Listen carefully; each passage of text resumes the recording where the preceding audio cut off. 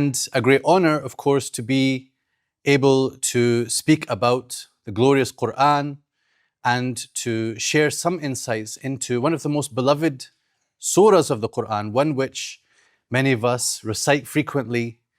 I was reading one of my favorite mufassirs other than al-Tahir bin Ashur, who is al-Imam al-Alusi. He notes in his commentary on this surah that he said, since I have been able, since the age of tamyiz, so when I was first able to think or to understand anything, I've recited Surah Al-Mulk every single night for the entirety of my life. And he says, I pray that I continue to do so until I meet my Lord. So reciting this surah is something that we have a deep cultural attachment to. And understanding it and pondering on it is something that we do when we have the opportunity as well. And sometimes we look to the experts and we look to the scholars and the books of Tafsir. And would it sound strange if I said that maybe Tafsir is overrated?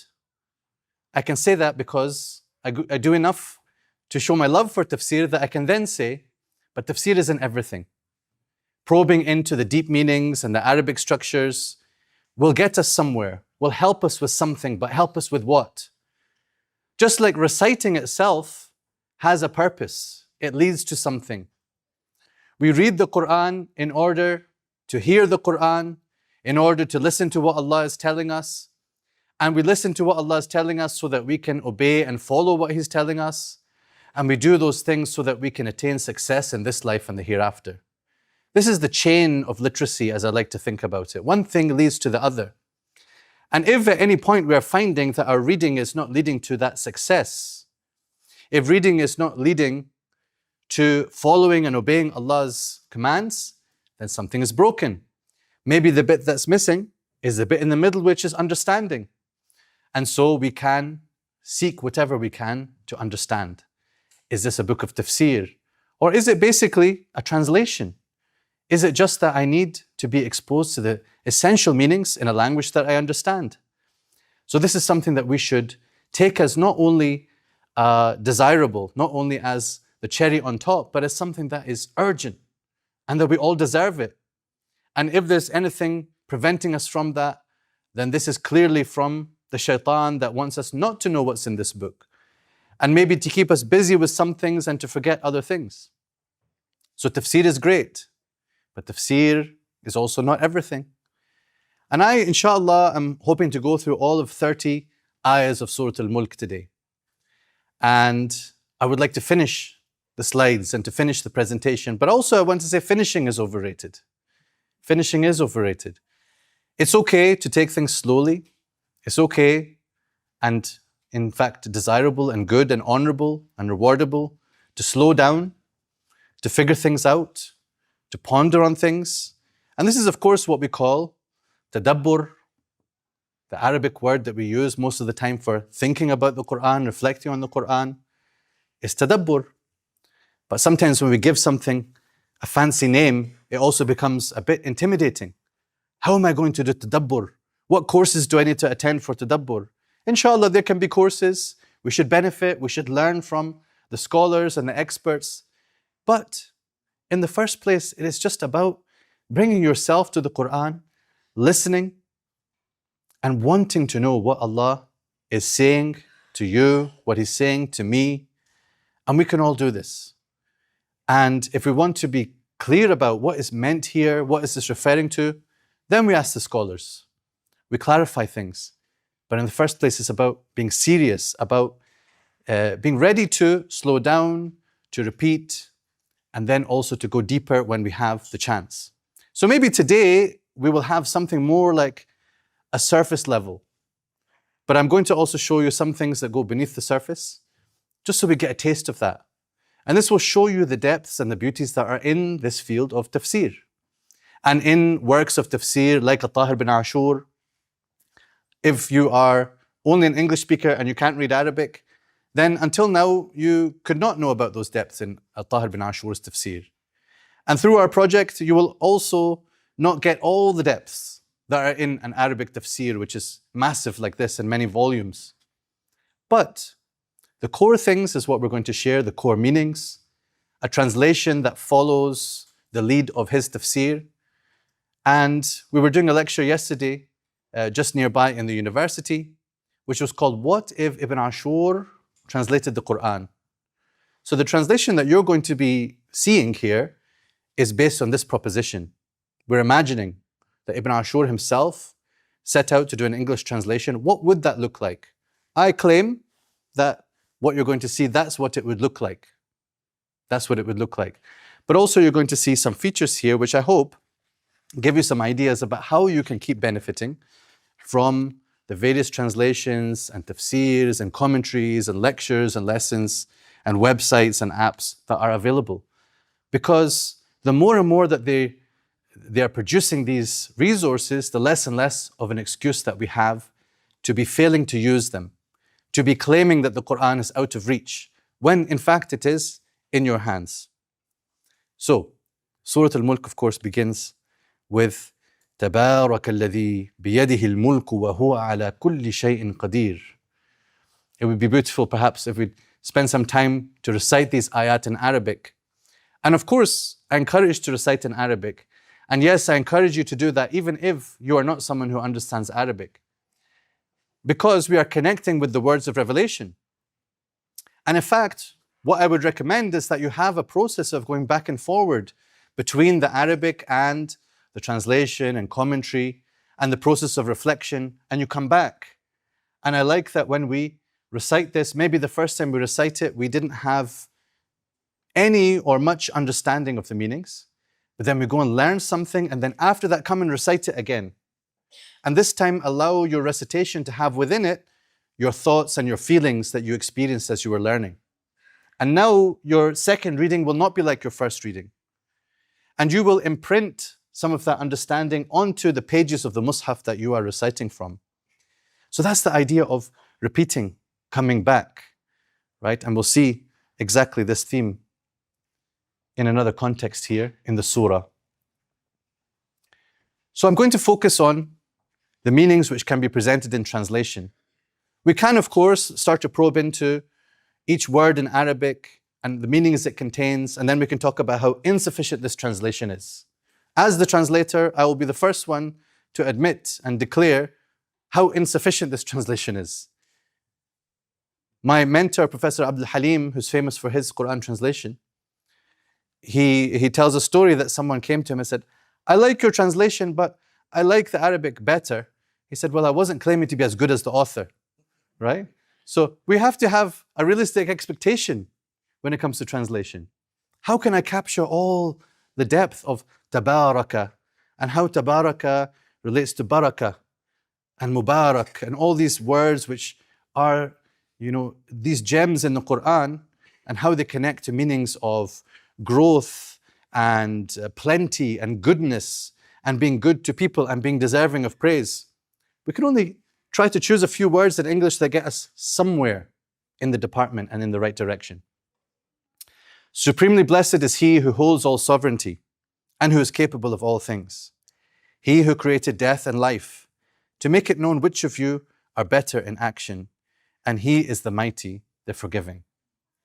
So there's something that you'll notice from the beginning that we've done here, and that's that there is a phrase here in green.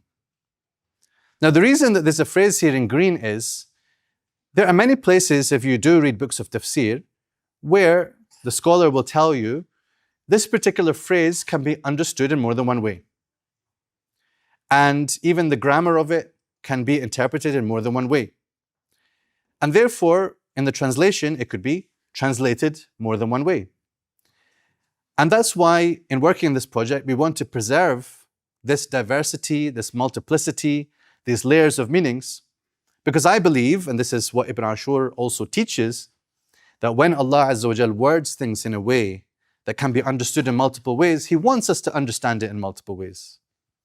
Obviously, there are some meanings which are stronger than others, more obvious than others. There might be some misinterpretations as well, which we put aside. But as far as the valid readings of an ayah are concerned, we should actually see the ayah as carrying all this depth and all these layers of meaning. So here I can show you another translation which expresses the other meaning. Supremely blessed is he by whose hand the kingdom exists. Now the question here isn't really about the translation of the word hand.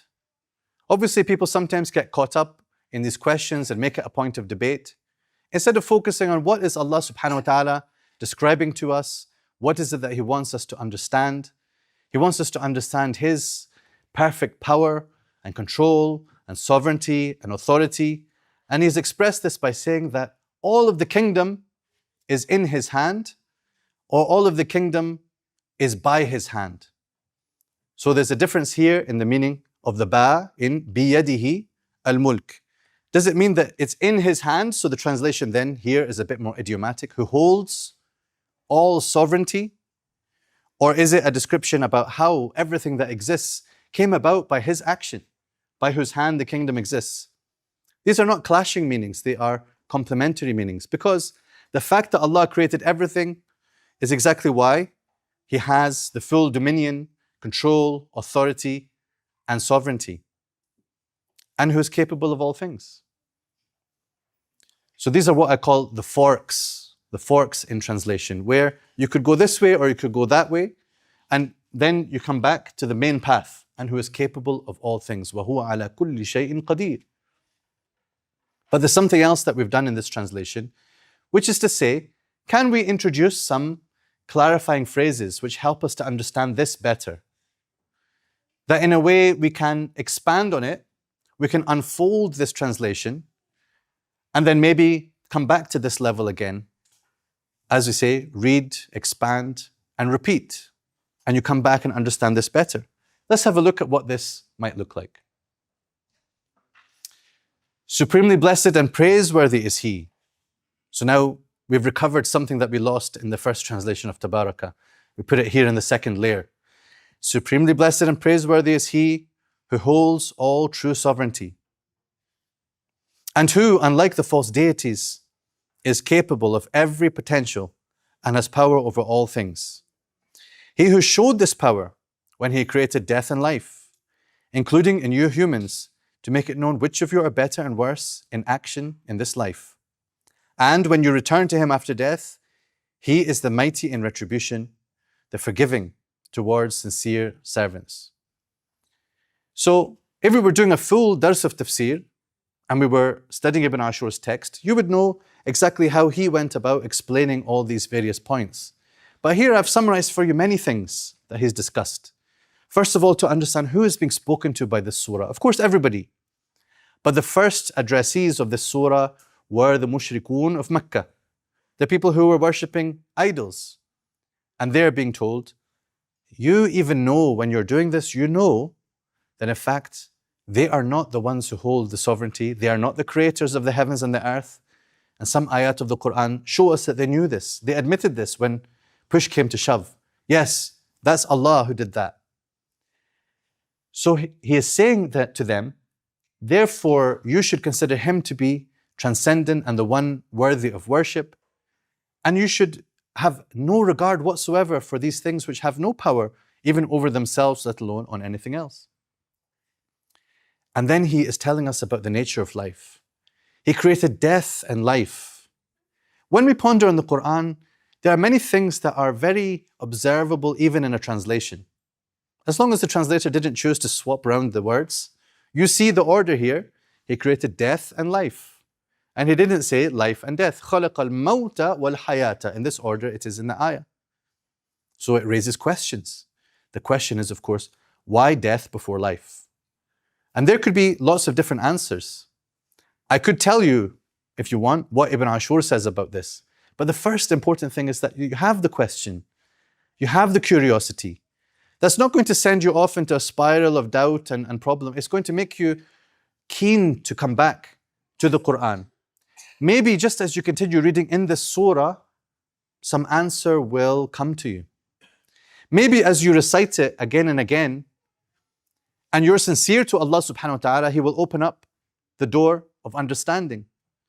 Maybe you will be reading somewhere else in the Quran, and you will come back to that question that you had. It helps, of course, if you write down your questions, give them some shape, give them some body, and leave a space where the answer is going to go later on. You know, I don't know if you've got a mushaf where you've got lots of space on the side for your questions, or maybe you don't feel that this is okay. We have tools. You have pads of paper. We have a website called QuranReflect.com. We have on Quran.com also a place where you can insert annotations that you keep private for yourself, but it allows you to come back to those things and to see, here I had a question.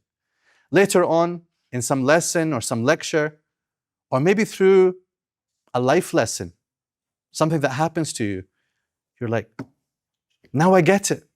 Now I get why Allah said this in this place and in this way. So let's not always look for spoon feeding. Let's not always look for, let me ask the expert, let me ask the tafsir doctor. He'll know the answer to this question. You know what? I might know an answer to the question, but who of us can say, this is definitely the reason and the only reason why Allah said it in this way? Here, for example, Ibn Ashur says that it is death which is more the sign of this power that Allah is emphasizing. Because we all enjoy life, but we would all resist death if we could. He created death and life, and this is the thing that they have to be convinced of, to recognize that you are going to die and that these things are going to happen. You will be judged. How you live this life, you will be asked about how you lived it. And then, وَهُوَ الْعَزِيزُ الْغَفُورُ. Of course, these are two names of Allah. When we come across these names, we may just read them. Yes, I know these are names of Allah, these are names of Allah. I've seen them in many ayahs. But you can also stop and say, why these two names in this ayah? How does that relate to what else is being said in the ayah? So this is doors of reflection, the types of questions that can come to you. He is capable of all things. He created death and life. And He is Al-Aziz Al-Ghafur. Ibn Ashur says here, Aziz is referring to what He will do to those who have done wrong and have been stubborn and turned away from the worship of Allah and done evil upon the earth. And Al-Ghafur, this is pointing to what He will do for those who come back to Him. Because the message in the surah again and again is, you can come back to Him and you are being invited to be in His protection because you have no protection other than Allah subhanahu wa ta'ala. This surah has a number of descriptions which come from hadith. It is al-munjiyah. It is also al-mujadilah. I was just learning about a masjid here. So it is also the one that argues on behalf of the one who recites it and the one who is connected with it. It protects from the punishment in the grave. How is it giving this protection? I always think there's no coincidence. It's not that Allah subhanahu wa ta'ala in a way randomly assigns protective qualities to certain things. But when you ponder on them, you see what is protecting about it. How it protects you as you study it and you ponder it and become connected to it. And then of course, the effects which are beyond our physical understanding also happen.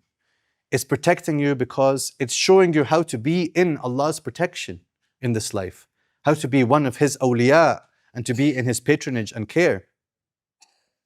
So it goes on to mention other attributes and things that He has created. He has created 7 heavens in perfect harmony. You will find no discrepancy in what the Compassionate One creates. Ar-Rahman is one of these words that it's very hard to find a translation that will carry the power of the name Ar-Rahman. But here, this is what we're working with. You will find no discrepancy in what the Compassionate One creates. So look again. Can you spot any cracks? Yes, keep looking over and over. Your sight will come back to you, defeated and worn out. So now you've seen a green, you understand that I'm going to show you an alternative translation of this part. He who created 7 heavens in a state of correspondence. So either it means that these sab'a samawat are in an order that they are not clashing with each other, or it means that they are similar to each other. Now here as it happens, Imam Ibn Ashur has a very unusual theory in his tafsir. He believes that the sab'a samawat is referring to the 7 planets of the solar system. So other than Earth, there are 7 planets. Yes, He who created 7 heavens, i.e. planets, in perfect order and harmony in their various orbits, or in a state of correspondence with similar shapes and motions. So I'm able to use the second layer to clarify. What do you mean correspondence? This is a bit of a fancy word, but this is so that the word tibaqan can be translated directly. So we may or may not agree or accept with Ibn Ashur's theory here. Certainly we can hear it out and consider it. But it shows you also that the field of tafsir is one where there should always be inquiry. There should always be those who are specialized in this field can present new meanings for consideration. And it shows you that the meanings of the Quran are not limited to what has been said in the past. And that is the secret behind why we have called our center the Ibn Ashur Center for Quranic Studies, because he shows us how we properly study our tradition and respect it, but how we also are ready to consider whether there are new meanings and new theories that can be presented in understanding Allah's words in the best way. For you will find no discrepancy in what the Compassionate One creates. Allah subhanahu wa ta'ala has created things in this state of harmony out of His mercy. And everything that the Rahman creates, of course, is in harmony, is in order, whether we have grasped that or not. So here we are told, look, and the unbelievers are told, look for your own selves. What's very beautiful and generally lost in translation is the singular versus the plural. مَا تَرَى فِي خَلْقِ الرَّحْمَنِ مِن تَفَاوُتٍ. For you will find no discrepancy. Maybe I will add something here, but in the footnote we have clarified, the you here is a singular to tell every single person, as an individual, go ahead and look, study, consider, don't settle for your first impression either. And certainly don't just listen to what other people are saying. Don't follow the crowd. Don't be a sucker for mob rule and mob thinking. Instead, you look. When you ponder the beauty of this creation, you will see and you will confirm through this looking over and over that there is no crack, there is no gap in the creation. Rather, the cracking will happen in the end of time. We have a surah called al-Infitar. Al-Infitar is related here to futur. You will not see any futur because there will come a time when the skies will crack. And that will show that the order which Allah has set in His creation is now collapsing because it is opening the way for the new creation. It is opening the way for the next phase of existence. And we have adorned the nearest heaven with great lamps and made them missiles against the devils. Another way to understand the grammar here would be, and filled it with missiles against the devils. If you're interested in Arabic grammar, the difference is, جعلناها, the dhamir here, the pronoun, does it go back to the lamps, the masabih, or does it go back to as-sama, ad-dunya? So that would affect the translation. And if you're someone who uses different translations, you can go and check. Maybe some of them have gone with one view, some of them have gone with the other view. Or maybe they all just went in the same direction. So in this project, we're trying to show, yeah, there are more than one way of understanding the same words. And filled it with missiles against the devils. And we have prepared for them the torment of the blaze. And all who disbelieve in their Lord will have the torment of hell, and what a wretched destination it is.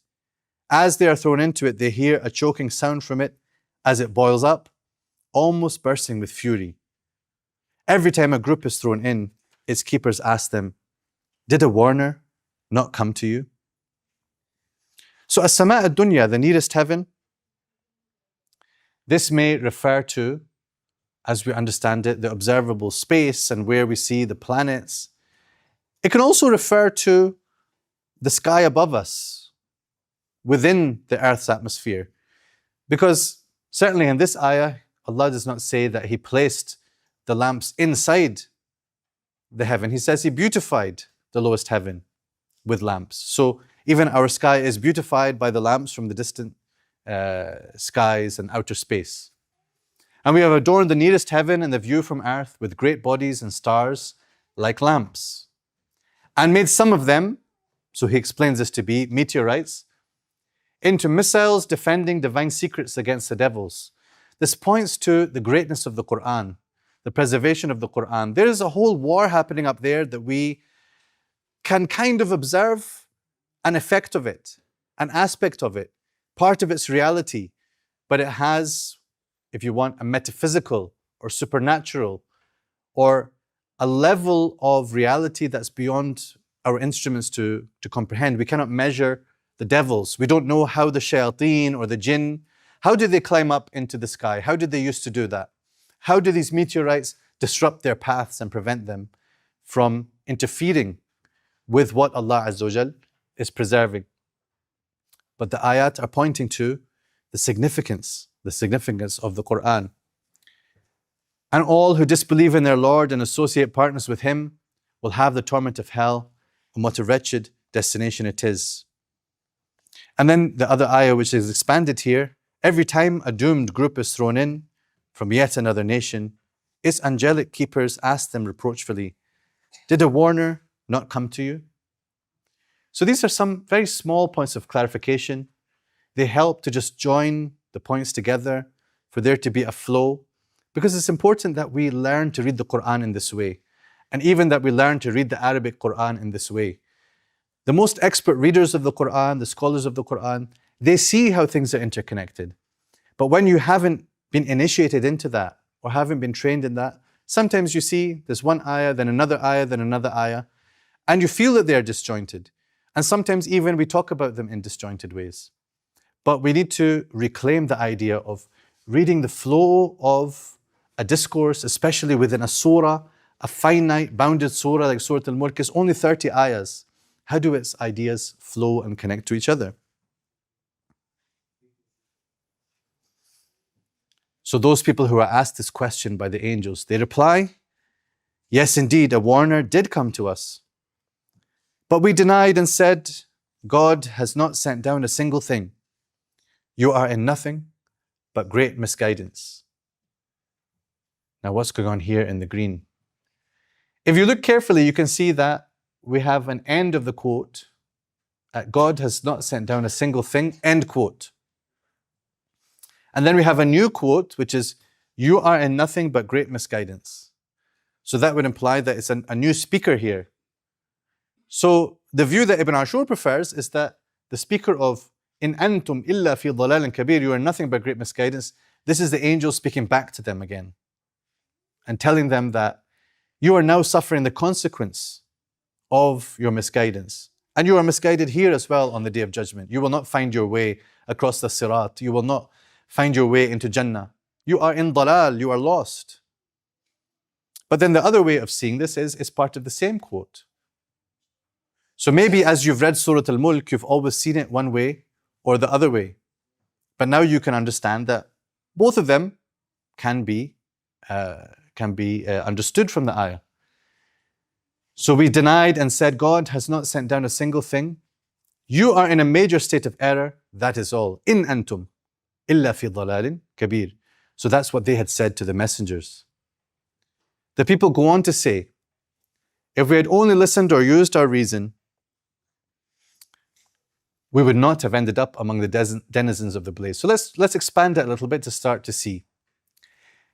They reply, yes, indeed, a warner did come to each group among us. But we denied them and said, God has not sent down a single thing. The angels rebuke them. You are now to suffer in nothing but the result of your great misguidance. Or, we denied them and said to them, God has not sent down a single thing. You and your followers are in a major state of error, that is all. So, naturally, if this is printed in a book, we are going to struggle to make this clear to you. You're going to struggle to navigate it.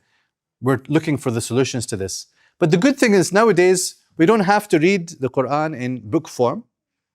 We can still do that, but we can also appreciate digital formats, websites like Quran.com, where inshallah this will appear once we manage to follow through the project with your du'as and your support. And then you'll be able to click and navigate and come back and forward and expand and contract. And we want to build this kind of tactile and interactive relationship with the Quran, where you get something out of saying, tell me more, tell me more. Because sometimes if we tell you everything all in one go, it becomes too much and you become bored. And this is human nature. I know, because I have also sat on that side of the hall. It can be difficult to hear everything all at once. But what we want to do through this translation and other projects that we're working on at Quran.com is to keep sparking curiosity, keep allowing you to come up with what you are interested in and find the answer to that, and then also slip in for you the things that we think that you need to know and the things that you need to experience. I said finishing is overrated because we have a lot of discussion around finishing the Quran in such and such time, doing a khatmah of recitation or doing a khatam of memorization. Where is our khatam of understanding? Where is our khatam of pondering? How do we start to actualize these concepts? So we're working towards having a system where for any part of the Quran you can, in a way, tick off the achievements. I've read this now in Arabic. I've read this in translation. I've now read the Tafsir questions related to it. I've now understood what the scholar said about it. I've thought about its implications and connection with my life. I have acted in some way on these ayahs. Once I'm able to tick that off, I have a different relationship with the Quran. This became something that I did, and not just something that I heard or understood or learned, but something that became embodied as the Prophet ﷺ himself was, the walking Quran. How is it that we start to walk the Quran as well as reading and talking Quran? So, the people go on to say, if we had only listened and followed the messenger, or used our reason to appreciate the signs, we would not have ended up among the denizens of the blaze. Now you might say, why are you using such a hard word for ashab, denizens of the blaze? I'm not afraid necessarily to give you a word that you have to look up. Because again, this goes back to the principle. I don't want the translation to be very difficult and obscure and impossible to appreciate. But I don't think it's the end of the world if you have to click on something and say, what's the meaning of this word? If we're willing to learn the Arabic words, why can we not learn our own language that we're already supposed to know? The reason for this word choice, by the way, is because Allah says Ashabul Jannah and Ashabul Nar, and it's the same word. And I think that if we said something like companions, it just doesn't sound right in English. Companions of the garden, because it's like friends of the garden. Ashab means that you own something, or it could be almost the opposite of that. You're on the flip side of that hell owns you, right? So ashab, I've used denizens and citizens. So the citizens of the garden, because this is a very lofty concept of being people who live here and don't have to worry about, having to leave. They don't just have residency visa, right? But they have citizenship. So this is, it's a new idea in translation. So that's not from Ibn Ashur. So I'll admit that there are things that, of course, we're bringing to the translation that's attempting to enhance translations that already exist. Like if you read the translation and it says, the people of the garden, or the citizen, and they will say probably, the companions of the garden, and that means something to you, that's perfectly fine. But I'm suggesting that we, work harder on some concepts in English that will map, maybe even better, to the concepts in the Arabic. And so they admit their fault, which earned the punishment. So damned be the denizens of the blaze from every species and nation. So I'll mention a couple of things in this slide before moving on. Number one, Ibn Ashur points out the importance then of hearing and thinking. And I want to relate that to what we've started with and what we've reaffirmed about our relationship with the Quran. لو كنا نسمع أو نعقل. So sometimes what's needed is to listen, and sometimes what's needed is to reason and to think. And generally, our deen is built on the proper relationship between these things. So we hear the Quran. Hearing it is not enough. If you say to your children, listen to me, you give them instructions, say, listen. It's not enough for them just to say, yeah, I heard, and I'm going to do the opposite. Who says that in the Quran? سَمِعْنَا وَعَصَيْنَا. Not the believers, right? This is the attitude of the unbelievers, particularly the Israelites are quoted to say, سَمِعْنَا وَعَصَيْنَا. Either they said that with their tongues, or they said it certainly through their actions. Their mouths said سَمِعْنَا, and their actions said عَصَيْنَا. Right? We have heard, but we have disobeyed. The believers are the ones who say سَمِعْنَا وَأَطَعْنَا. We have heard, and we have obeyed. Whereas a lot of our actions or our way of behavior, our lisan al-hal is saying, سمعنا وسمعنا. We heard and we heard some more. We listened in the car and we listened in the home and we heard the Quran. But how do we get to and we obeyed? We have to actually pay attention to what Allah is saying, to listen properly and use our minds to connect it to our realities. So, Sam' and Aql are here together. The other thing I'm going to tell you is about AI. You know AI, Azhari intelligence. No, artificial intelligence, right? Artificial intelligence is giving us tools to work on things like this. And we've got to be very careful. We've got to be careful about the mistakes that come up through that, the biases that are embedded in that. But I'll tell you a secret, we have to be careful about human mistakes and we have to be careful about human biases as well. So we always have this concern. So here, we were using an AI tool to summarize Ibn Ashur's perspective. That's not what you see here, by the way. This is the Azhari intelligence, right? The artificial intelligence gave a nice summary of Ibn Ashur's perspective, but it made a mistake. But it was a really beautiful mistake. It sort of misunderstood that Ibn Ashur is saying either those people had said this to the messenger, in antum illa fi dalalin kabir, or it's the angels who are saying it to them. The machine slightly misread this as being that both are true. And by the way, Ibn Ashur in his methodology is very okay with that in general, but he didn't say it here in this ayah. But in general, he's very okay with both and. So the AI machine, it was Gemini as it happens, it said, in the ultimate irony, the very words that they had used to mock the messengers were turned against them by the angels on the Day of Judgment. In antum illa fi dalalin kabir. And I was like, ya salam. This AI has done a tadabbur. Really? And a very nice one. And if someone had said that to me, what do you think of this? I would have said, that's a really great reflection. Where did you read that? Is that Imam al-Razi who said that? Was it Imam al-Biqa'i who said that? I would expect this to come from a great mind. So maybe we have some opportunities, which, leave that in the hands of those who can best, couple the technologies with the tradition.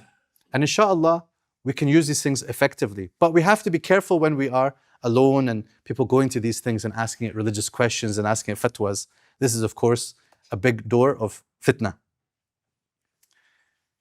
In contrast, those who fear their Lord, even without seeing Him, are guaranteed forgiveness for their past and their slips, and a grand reward for their faith and deeds.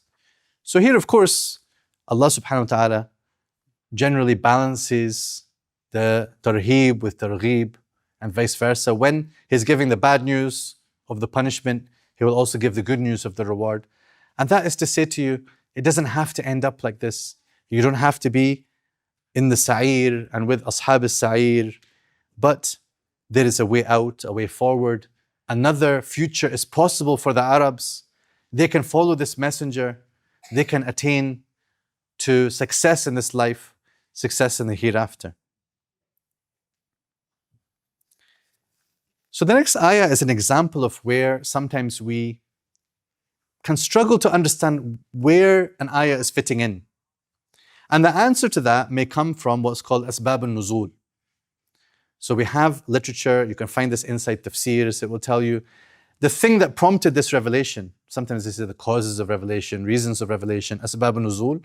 So here, for example, there are reports which tell us that some of these mushrikun and some of the Ahl Kitab as well would say, just keep your voices down. Everything that we're saying is getting reported in the Quran, but if we keep our voices down, maybe the God of Muhammad will not hear us, right? Sallallahu alayhi wasallam. So this kind of absurd idea, right? This is a lack of aql as well.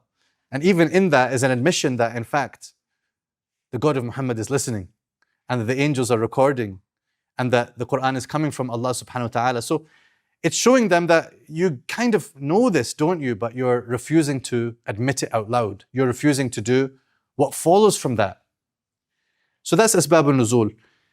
For me, I want to take that out of the footnotes and place it somewhere else. I want it to be somewhere where you see it almost before you look at the main text. Or at least you know that its place is somehow prior, it's a context, it's a background. Now you may keep your statements secret or say them out loud. He well knows what lies within the chests. Should he not know those he created? And he is the subtle, the aware. He it is who placed the earth at your disposal, so walk through its junctures and eat from what he provides, and unto him is the resurrection. So you're waiting now, inshallah. You become accustomed now. You see green, you're like, but what's the blue? This is a very famous, nice one, grammatically. أَلَا يَعْلَمُ مَنْ خَلَقَ. So, man khalaqa, is it the maf'ul bihi? Is it the object? Should he not know those he created, man khalaqa? Or is it man khalaqa is the fa'il? أَلَا يَعْلَمُ مَنْ خَلَقَ. Should the one who created, should he who created not know? Okay, and these are very, very complementary meanings. And in a way, the fact that Allah says it in that way may be because we're supposed to look at it from both these perspectives together. Allah created, so He knows, and He knows those whom He created. And this opens up, more pondering that we can do. So let's expand it. Now you unbelievers may keep your statements against the Prophet ﷺ secret, or say them out loud.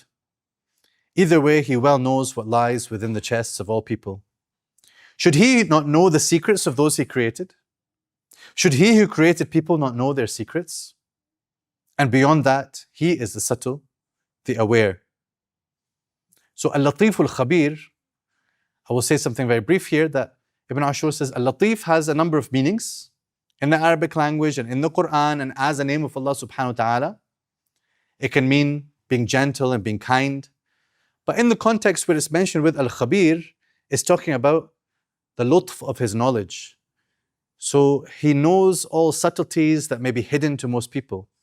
He can access them, right? Al-Latif, Al-Khabir. And he can also achieve his purposes through subtle means in ways that are not so obvious, that we might never expect. He is the subtle, the aware. He it is who placed the earth at your disposal like a tamed beast. Where did this come from?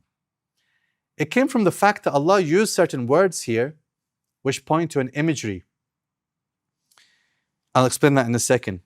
So continue to walk gratefully through its junctures to explore its expanses and eat from what He provides you from it. And unto Him is the resurrection from your earthly graves.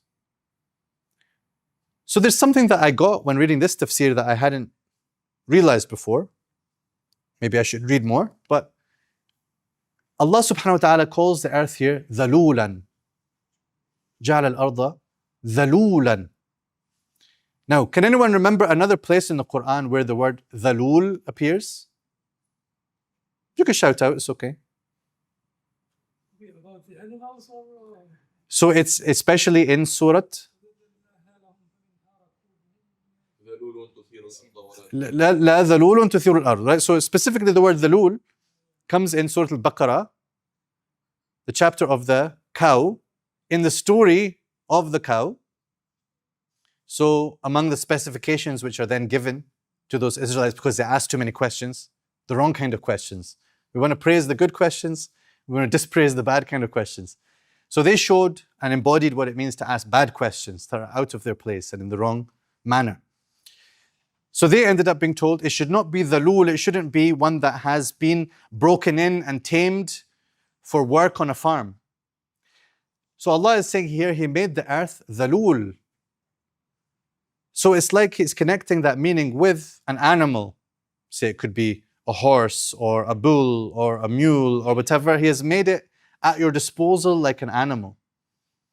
Now that's not that alone. He says, فَامْشُوا فِي مَنَاكِبِهَا. You look in the tafsirs and it will say, manakib means here its expanses or its mountain paths or its valleys. And these are all correct interpretations. But what does manakib basically mean in Arabic? Can anyone help me out here? No, you're pointing here. You're pointing here. No, don't say corners. Say what you mean. Shoulders. It means shoulders, right? It means shoulders. So we only have mankiban, two of them, right? But it's as if you translate it literally, He has made it a tame beast for you, so walk among its shoulders. Now, I'm not brave enough to translate it that way on the first level, right? But I looked for a word that can be somewhat adjacent to the word shoulders and then explain it in the footnote, that literally it means shoulders.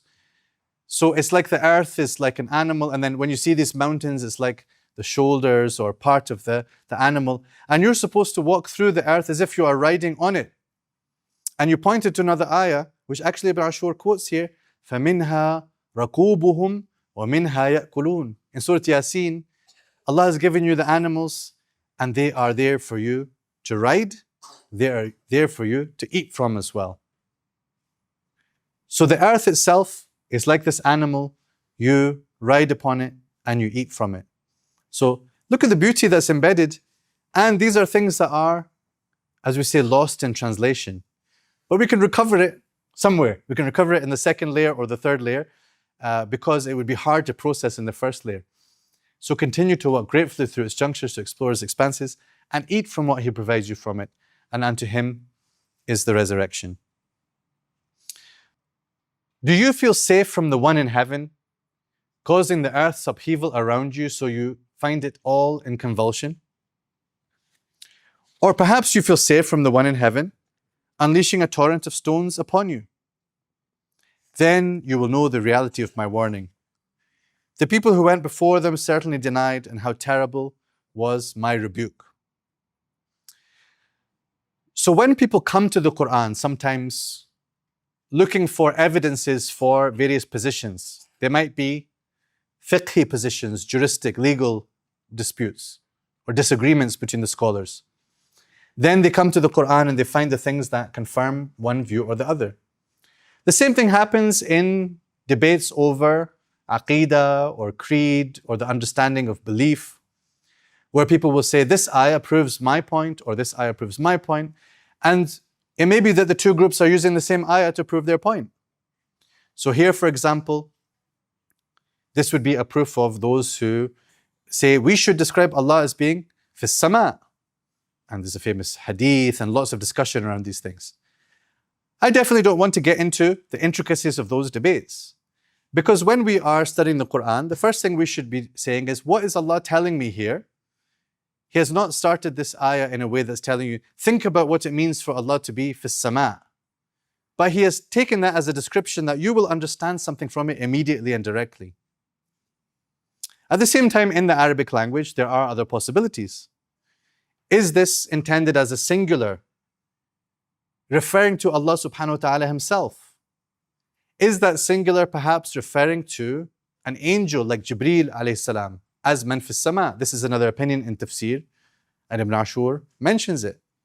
Or is man fis sama even intended as a plural? In Arabic language, this is possible as well. That would be then translated as those in heaven, right? So in that case, it could be said this ayah is not an absolute proof of that position of saying Allah is fis sama, or that we should use this expression for Him, or that the Quran uses it. But according to one of the interpretations, certainly it is. That is fis sama. But then how do we understand that? What do we take from that? That's where the next layer will help us to clarify. So he says, do you feel safe from the one who holds all power in heaven, causing the earth's upheaval around you so you find it all in convulsion? Because whoever is saying that Allah is fis sama does not, of course, intend a physical location or limitation, because once you go down this road, you start to realize that the more you say about it, the more that you're falling into a problem. The more you just stayed with what Allah said, you are always in a safe place, because you're not saying anything from yourself. So at the very least, this ayah is telling us that Allah can unleash whatever He wants from the heavens. His power is there. He is in full control there. And He is in full control on the earth. And He can punish you from the earth. He can punish you from the sky. And He has angels who are appointed to that, if you read the man fis sama with the plural meaning. Do you feel safe from those angels appointed for punishment in heaven, causing the earth's upheaval around you so you find it all in convulsion? Or perhaps you feel safe from the one in heaven or those in heaven, unleashing a torrent of stones or a violent whirlwind upon you. Then you will know the reality of my warning. So now the ayah actually switches to the third person. Instead of amintum, it now says in the third person, min qablihim. So then this expanded translation helps us to see how that works, how the switch works. Believers, would such people feel safe even though the people who went before them certainly denied their messenger similarly, and they know how terrible was my rebuke each time? Have they not looked at the birds above them, with wings extended and contracting?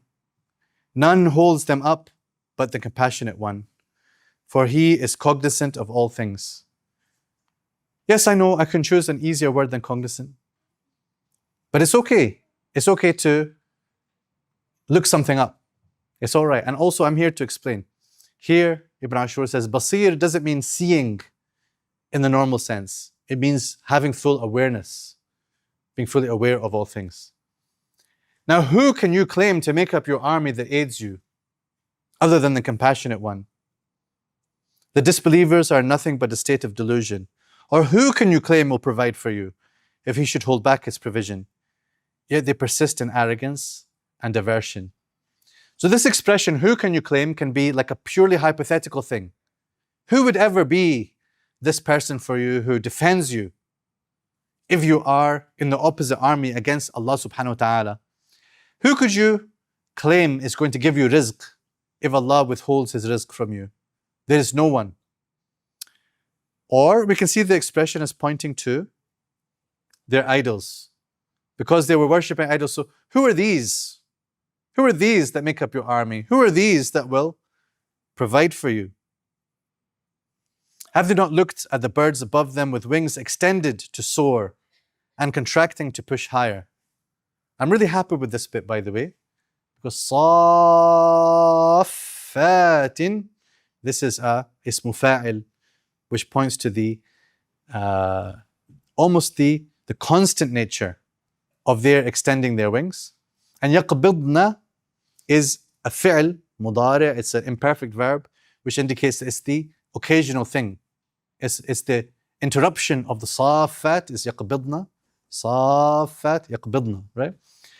So I used with wings extended to soar and contracting to push higher.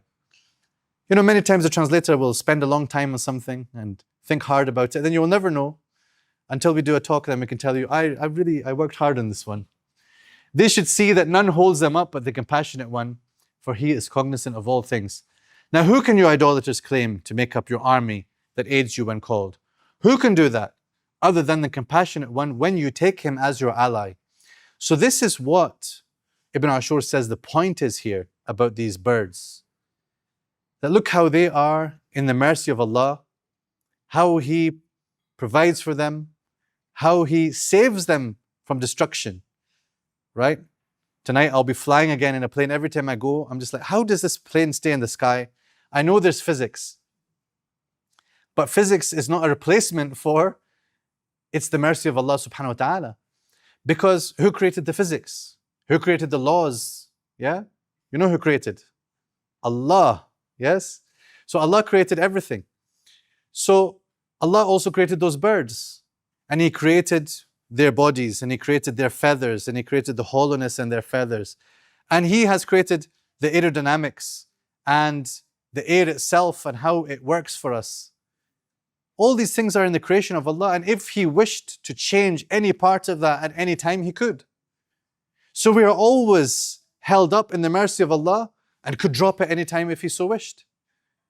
So the unbelievers are being told, are you sitting there all safe and enjoying the ni'mah of Allah and not recognizing the mun'im, the one who is giving you these things, the one who is keeping you safe? You want to be safe? Then come into the patronage and the allyship of Ar-Rahman, Who can do that other than the compassionate one when you take him as your ally?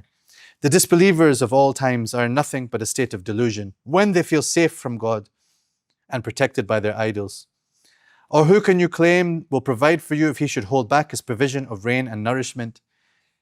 Yet despite all these signs and proofs, they persist in arrogance and aversion. Here I could insert a bit more, but the footnote certainly explains this last phrase. بَلْ لَجُّوا فِي عُتُوٍّ وَنُفُورٍ. This is like a comment on all the things that have preceded, all the proofs that have been laid out. The question that comes to the mind is, have the unbelievers understood any of this? Have they taken it on board? Have they decided to change? بَلْ لَجُّوا فِي عُتُوٍّ وَنُفُورٍ. Despite all these signs and proofs, they persist in arrogance and aversion. And this ayah as well is like a summary of what has gone before. أَفَمَنْ يَمْشِي مُكِبًّا عَلَى وَجْهِهِ. In a way, I've rearranged some of the phrases in the ayah to make it easier to parse in English. Okay? Which is something that some translators do here and there. My mentor, Professor Abdul Halim, does that plenty. I do it more sparingly. But here I felt it's clearer if I say, so who is better guided? A man who walks hunched over with his face to the ground to find his way on a twisted path with conflicting directions? Or one who walks upright on a clear and straight path? So even without it being spelled out, you can see who is being compared here. The mushrikun with their many gods, their many masters, they don't have any clarity in life. They don't have clarity of purpose. They don't understand where they came from, where they're going, and how to get there. So it's like a person who is trying to make his way, and so he has to look so closely at the ground because it's dark and he's lost his glasses, and the signs themselves, some of them are worn out and they're giving conflicting information because there's a nasikh and mansukh. One of them is replacing the other, but they forgot to take away the previous one. And so he is hunched over. He has to hunch over to try to get there. What about someone who's confident? Someone who knows, yep, I know where I'm going. You can tell the difference if someone's doing a purposeful walk. The marketers out there in our streets, when they're giving out flyers, they know not to bother the one who is walking purposely because they've got somewhere to get to. They don't have time to waste with this advert for a club or whatever. But someone who's like this, they are the easy prey because you can see that they don't have a direction. So maybe they'll go to this place, maybe they'll go to this shop, because where else are they going, right? So the difference between the unbeliever and the believer is that the believer is one who has a sense of purpose and is proceeding and making his way confidently because he knows who is his Lord. He knows where he came from. He knows where he's trying to get to, and he knows how to get there because the Quran gave him this path. So how can you compare these two things? This ayah is like a shining gem within the surah and a description of really the entirety of what our religious experience is like.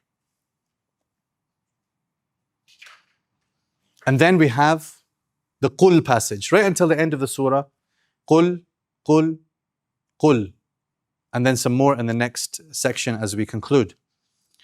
Here the Prophet ﷺ is given the task and the honor of directing these points to the unbelievers, even though the whole of the surah, of course, the Prophet ﷺ has recited to them. But it's like they are now hearing him recite to them Qul as well. Have you ever thought about that? How in a way strange it is? He is delivering the message and then he delivers it with the word say. So he's not telling them to say, but he's now letting them know that he is being told to say. And that says something about his status and his position in this statement.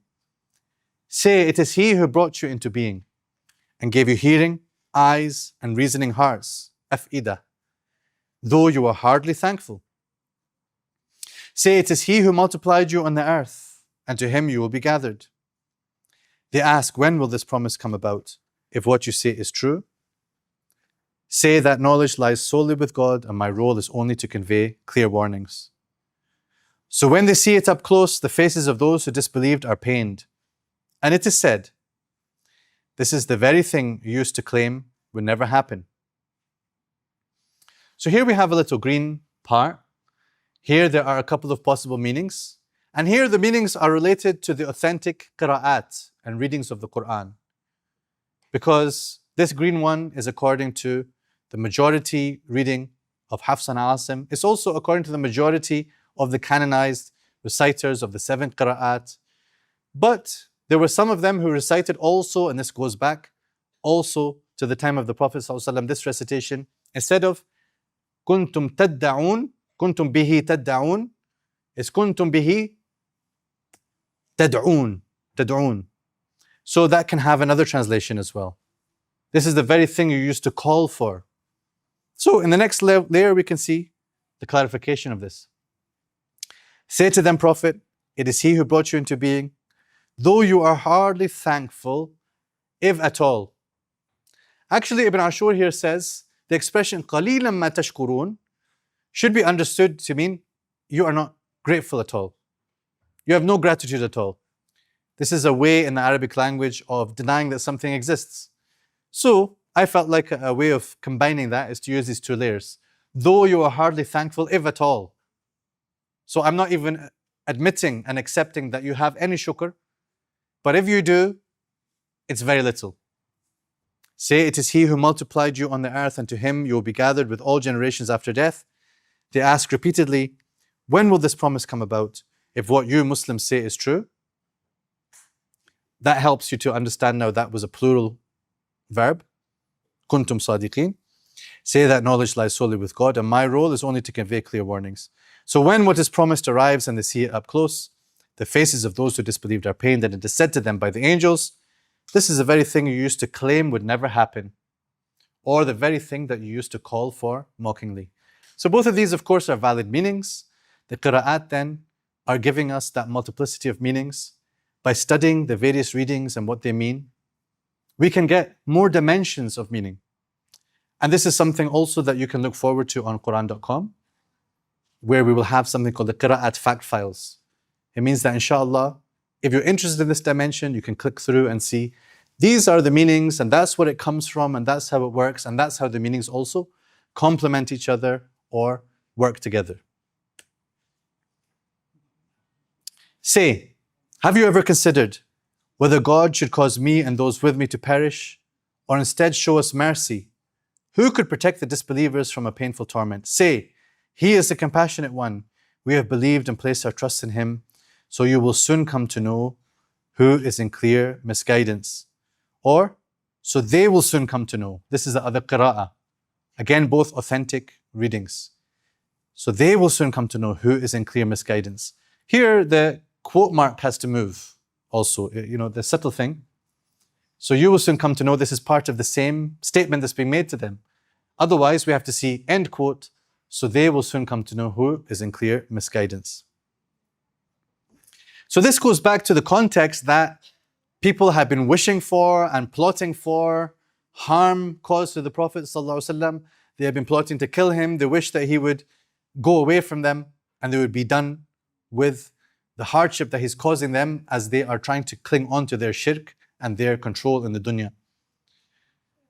So Allah tells him to tell them, have you ever considered, maybe Allah would take my life and all my followers as well would disappear from here.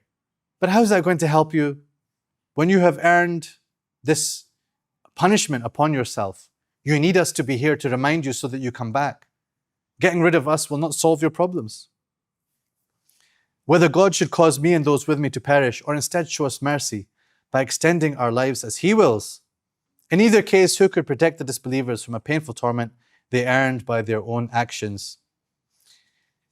And then the next ayah, you can see here how it connects beautifully. Say, we may expect that mercy and protection because He is the compassionate one. We have believed and placed our trust in Him, unlike you, idolaters. So you will soon come to know, or they will soon come to know, through events that unfold, who between us and you, or who between the two groups, is in clear misguidance. And finally, this was an ayah that just now I was reciting. I arrived in Mecca a couple of days before coming here. And I kept reciting this ayah. Especially, we would go to Zamzam, drink from Zamzam. And this is a great ni'mah. Allah subhanahu wa ta'ala is reminding them of what they have in the dunya, the ni'mah that they are in. Here in Doha, the ni'mah that you are in. There are natural resources that Allah gave to some people and gave to other people and withheld some things from other people. The water, or whether it be oil and gas, whatever it may be, the ni'am that you are able to build so much good out of. You have to be grateful for these things. Because if Allah should cause those things to go away from you, who are you going to go to after Allah? This has been established in the surah. You have no one, you have no army that can bring you something that Allah doesn't want you to have. Either as a test, or as a blessing, or as both things, because these are the same in reality. Allah is giving you blessings, and you are now tested. لِيَبْلُوَكُمْ أَيُّكُمْ أَحْسَنُ عَمَلًا. Who will do the best out of what Allah has given them? When you have been given resources, collectively as a society and a country, individually, as each one of us is given talents and given opportunities and powers and knowledge, and we are going to be asked about how we use them. What if Allah took that away from you? Who could replace it? How are you going to show gratitude? You will show gratitude by using it in the service of Allah and those things that He loves. Say, have you ever considered the wells God has granted you in Mecca? If your water were to sink beyond reach, then who besides God could bring you flowing, accessible water? Here, Al-Imam Al-Alusi says, it's like they are being told, if you will not worship Him for His own sake, and if you will not worship Him out of gratitude for blessings, and if you will not worship Him out of fear of the hellfire, then worship Him for the things of your dunya. At the very least, this is the lowest level of reason. This is the lowest level of aql. At least to preserve what you have in this life, that you should be grateful to Allah and you should turn to Him and worship Him.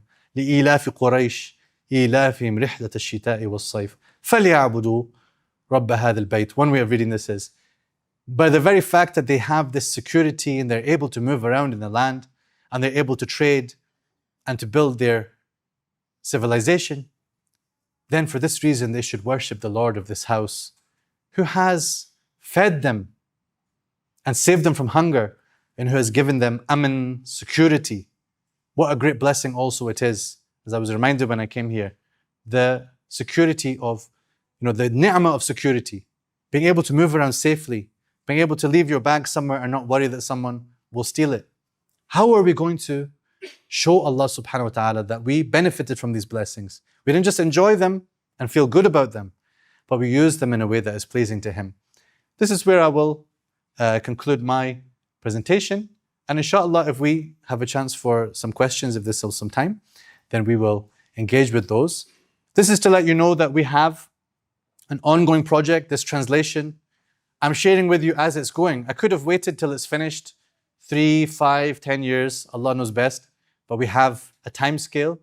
We could finish it and then start talking about it. But I like to go out in the world and share what we're doing to benefit from your feedback, your thoughts, also participation and support. We have a community on Patreon.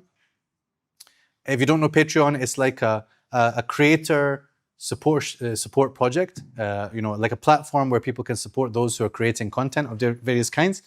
So we have a page where we're sharing previews of the translation as it's developing. We have some sessions where we meet with the patrons and go through, for example, Surah Al-Baqarah, which we completed now, but we are still going through the reading of Surah Al-Baqarah and seeing what the translation is bringing to light, like we did here with Surah Al-Mulk. And we have a course which, you can try it as well on Surah Yasin, because we did complete also Surah Yasin. We made a PDF of it. That's available for free. You just go to this link, ibnashur.com/Yasin, and you can put in an email to get the PDF of the Yasin translation, and also perhaps to do the course that's there. So please do join in, support, share your feedback, positive, negative, anything that you can share with us is useful. It's useful to us to think about how we use this to serve the community. Barakallahu feekum. Wassalamu alaikum wa rahmatullah.